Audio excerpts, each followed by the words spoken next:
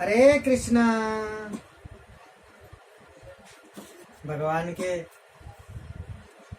बारे में और कुछ सुनाने की प्रयास है, अवसर मिला है। आज कुछ सिद्धनाथ जी के बारे में कुछ आज कथा याद आ रही है, तो सिद्धनाथ जी के ठाकुर जी के बारे में आज कुछ बताना चाहूंगा। उदयपुर के अंदर, राजस्थान के उदयपुर के अंदर सिद्धनाथ जी भगवान है। ब्रजवासियों बहुत मानते हैं उनको। ये बोलते हैं सिद्धनाथ जी जो हैं वो ब्रजवासियों की प्राण है। ब्रजवासी बोलते हैं ये हमारी भगवान है। उनके साथ मतलब ये सुनने में आया, बड़े बड़े ऋषि मुनियों ने ये बताते हैं कि जो सिद्धनाथ जी हैं मतलब बहुत समय पुराने बातें हैं, बहुत समय पहले बताते हैं कि ब्रजवासी ठाकुर जी के साथ बिल्कुल खेलते भी हैं, खेलने भी उतर आते हैं ठाकुर जी बिल्कुल उनके साथ। तो उनके बारे में एक सुंदर कथा है। तो उस टाइम पुराने जमाने की बात है, उस टाइम में उस नगरी का सेठ, सब नगरियों के एक एक सेठ हुआ करते थे। तो उस जगह पे सिद्धनाथ जी जहाँ हैं वो उदयपुर के अंदर जा करके वहां पे हैं। तो वहां पे उस जमाने में नगर के एक सेठ थे। तो जितना ठाकुर जी के आगे, सब मंदिरों के आगे वो फूल मालियां सब बैठते हैं, मालियां सब फूल माला लेकर के बैठते हैं सभी। तो वो सेठ क्या करते हैं, सबके मालों के पास जाकर के देखेंगे, जब सबसे सुंदर फूल माला दिखता है, जो सबसे सुंदर लगता है वो फूल माला, वो कितना भी पैसा लग जाए वो लेकर के रोज उनके पास अर्पित करते। ये सत्य घटना है। तो ठाकुर जी के पास लेकर के फूल माला अर्पित करते। वो सेठ जैसे आने लगेंगे तो वो फूल माला क्या करते, अरे सेठ जी मेरे पास आओ, मेरे पास आओ। वो कहता है मेरे पास आओ, वो कहता है मेरे पास आओ। इस तरीके से सभी बुलाने लगते हैं। लेकिन सेठ जी तो ये देखते हैं किसके पास अच्छे से अच्छे फूल है जो मैं अर्पित करता हूँ, अर्पित करूंगा। यहाँ पे और एक बात कहना चाहूंगा, जब भी हम ठाकुर जी की पूजा करते हैं घर के अंदर, और जब भी कोई भी मंदिर में जाकर के हम अर्पित करते हैं फूल, लेकिन हम हमेशा एक छोटी सी, मैंने देखा सभी ध्यान नहीं देते, इसमें गलती कर बैठते हैं। फूल हमेशा क्या करते हैं, ठाकुर जी के तरफ फूल को इस तरफ हमारी तरफ देते हुए ठाकुर जी के पास ही वो अर्पित करते। वो गलत तरीका है। ठाकुर जी को फूल अर्पित ऐसा करो, फूल उनके तरफ ही रहे। फूल का जो आगे की जो पोजीशन है ठाकुर जी के तरफ ही रहे, ना कि ठाकुर फूलों के पीछे की तरफ लगा करके ठाकुर जी को इस तरफ दिखाते हुए फूल नहीं रखने चाहिए, अपनी तरफ नहीं होनी चाहिए। हम ठाकुर जी को ऐसे देख रहे हैं तो फूल भी ऐसे ठाकुर जी की तरफ होनी चाहिए, ऐसे अर्पित करनी चाहिए फूल हमेशा। तो ये है कि ध्यान रखनी चाहिए अपनी को हमेशा। तो एक बार क्या है, सेठ जी इस तरीके से रोज करते थे, फूल लेकर के अर्पित करते थे ठाकुर जी को, सिद्धनाथ जी को, ठाकुर जी को। तो वो बहुत उनके महिमा है, ब्रजवासियों ने बहुत मानते हैं। वो ठाकुर जी बोलते मेरे प्राण है ये ब्रजवासी। तो एक बार क्या हुआ, ये फूल माले में देखते हुए दूर से नजर पड़ा एक माली के पास, फूल माला के पास, तो कमल की फूल है, कमल की फूल है, जो वो एकदम हरे कलर का एकदम होते हुए एकदम मतलब अलग सा कलर सा है, और बहुत उनको भा गया और बहुत सुंदर लगा।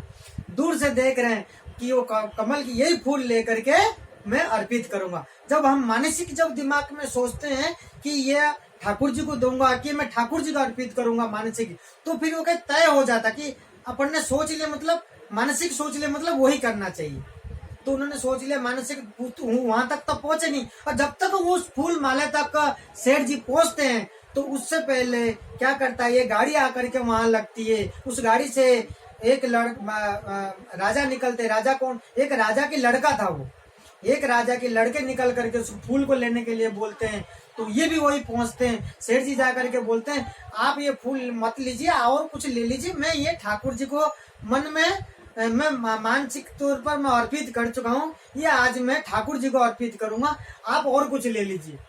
और वो राजा की लड़का है, वो सोचता नहीं मेरे को बहुत पसंद आ गया, मैं मेरा प्रेमिका के लिए लेकर के जाऊंगा, मैं उसको दूंगा आज फूल। ये कहता है कौन, वो राजा की लड़का उतर करके कहता है। तो फूल माला ये दोनों जब ऐसी बातें सुन करके वो खुश होता है कि आज मेरा फूल का कीमत तो आज बढ़ गया, आज फिर वो सोचता है, तो फूल माला वाला बोलता है जो मुझे ज्यादा पैसा देगा तो ये फूल माला उसको दे दूंगा। तो ये पूछते हैं कितना लेगा, बोला 100 रुपया जो दे देगा मैं फूल माला दे दूंगा। तो वो क्या बोलता है, वो राजा की लड़का, मैं 200 देता हूँ, ये फूल मुझे दे दो। तो सेठ जी सोचते हैं मैं ठाकुर जी को अर्पित का मानसिक तो कह तो दिया हूँ और पैसा तो क्या देखना। तो फिर वो फूल माले वाले को कहते हैं मैं 500 दे देता हूँ, ये माला फूल मैं लूंगा ठाकुर जी को अर्पित के लिए।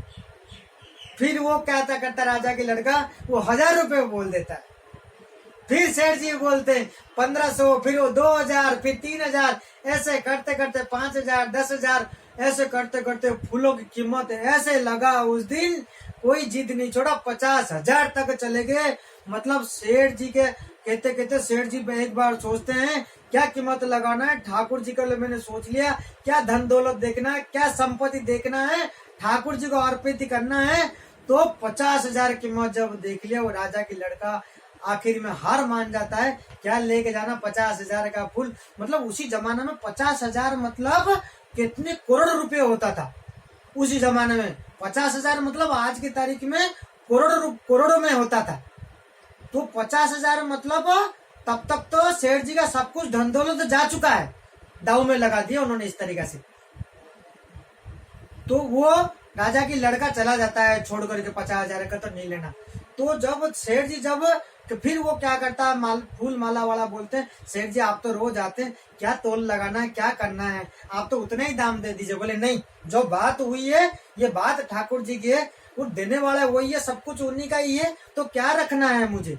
तो ये भक्ति भाव होता है, आप देखना। तो जब सारा संपत्ति धन दौलत को जोड़ने के बाद में भी कुछ कम पड़ जाती है फूल को लेने के लिए, धन दौलत घर वर सब बिक जाती है। ये समझ लो 50,000 की कीमत क्या होती है, सब बिक जाती है उस फूल के चक्कर में।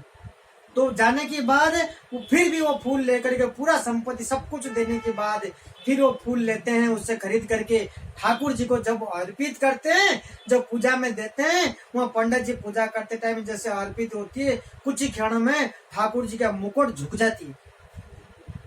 तो वो पंडित जी सोचते हैं ये फूल में कोई खोट है, तो इसमें कुछ खोट है तभी आज मुकुट झुक गया। तो वहां पे मंदिर में एक मोटे आवाज से आवाज आती है, पंडित ये फूल का कीमत वो नहीं है, फूल जो है वो उसके वजह से झुकाएंगे, फूल का कीमत इतना भारी है, उसमें प्रेम इतना है, भाव इतना है, उसके वजह से आज मेरे को झुकना पड़ गया उसके वजह से आज मेरे को झुकना पड़ गया। खोट की बात नहीं है, वो भगवान खुद प्रकट होकर के कह देते हैं, भगवान खुद ही मतलब झुक जाते हैं उस फूल के वजह से।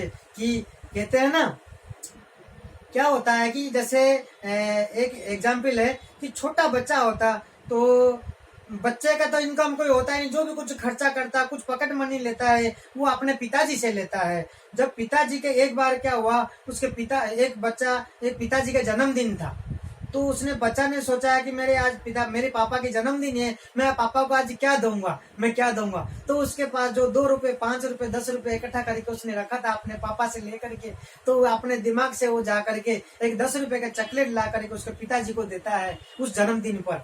उसके पिताजी कितना खुश हो जाते हैं कि मेरा बेटा मेरे को चॉकलेट ला करके दिला, बड़ी खुशी, बड़ी आनंद आता है। ये इमेजिन करना आप, बड़ी आनंद आता है। पैसा चाहे पिताजी का हो, जब देता है वो बेटा ला करके उन्हीं के पैसों से, और उनके लिए कुछ चीजें, कोई गिफ्ट लाता है, कोई चीजें कुछ दे देते हैं, वो खुशी जो होती है, वो जो आनंद होती है, अंतर आत्मा से दिल से खुश होती है, वो इमेजिन करना बड़ा आनंद आता है उस चीज का। उसी तरीका से ये पैसा है, संसार, सब कुछ तो भगवान के दिए हुए हैं लोग। उसी में कुछ लोग जो भक्त होते हैं, जो भगवान को सच्चे दिल से चाहते हैं, जो भगवान को मानते हैं अपना परिवार की तरह, अपने मालिक मानते हैं, जो अपने पास ये उन्हीं के दिए हुए हैं, और उन्हीं के दिए हुए में से जब हम उनको देते हैं ना, बड़ा आनंद से, बड़ी खुशी, आनंद इतना आता है कि उसका कोई तोल भाव नहीं होती, उसका कोई तोल भाव नहीं होता है। इतना आनंदमय इतना होता है, इतना भगवान खुश हो जाते हैं आपके ऊपर कि आप जो चाहे आपको सब कुछ मिल सकता है। लेकिन देने वाले को तो कुछ चाहिए ही नहीं होती है, देने वाले को तो कुछ चाहिए ही नहीं होती है। जो अंतर हृदय से जब दृढ़ से जब उसको खुशी मिलती है, हृदय से जब, उसको तो कुछ चाहिए ही नहीं होती। तो इसी तरीका से ये सत्य घटना है उदयपुर का श्रीनाथ जी के। आज भी ऋषि मुनि जो है संत है ये कहते हैं, आपको पता होगा ये सत्य घटना है। श्रीनाथ जी आज भी रात की विश्राम गिरिराज जी के करते हैं। रोज रात को श्रीनाथ जी भगवान रोज रात को गिरिराज जी के जाते हैं। एक संत थे जो उनके रास्ते पर पथ पर उनके कुटिया था, वो रोज रात को सुनते थे, घोड़े की टापू के आवाज सुनते थे।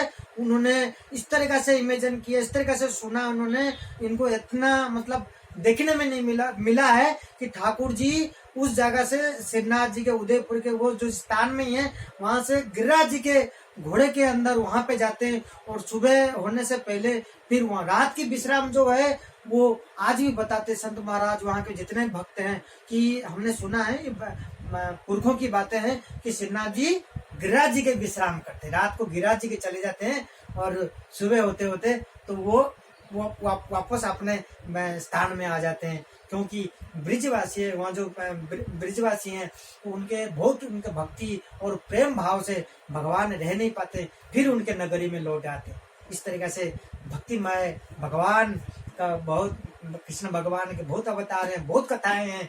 तो इसमें बड़ा आनंद आता सुनने में और कहने में, आप तक पहुंचाने में मेरे को बड़ी खुशी मिलती है कि मैं कहता हूँ जब मुझे आनंद आता है, मुझको खुद को आनंद आता है। तो इसी तरीके से भगवान के नाम में श्रीनाथ जी के नाम से बड़ा फेमस है, बड़ा प्रसिद्ध है, वहाँ बहुत मान्य है, पूजा करते हैं। तो इससे अच्छे नाम से है। तो आगे और भगवान के कथा करेंगे। हरे कृष्ण।